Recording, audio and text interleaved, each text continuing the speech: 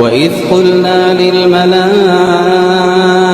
اسجدوا لآدم فسجدوا إلا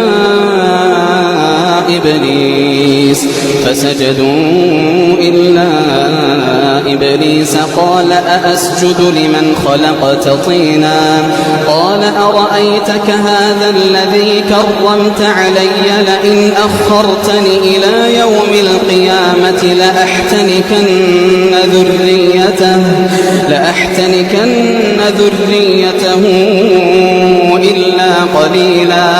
قال اذهب فمن تبعك منهم فإن جهنم جزاؤكم قال اذهب فمن تبعك منهم فإن جهنم جزاؤكم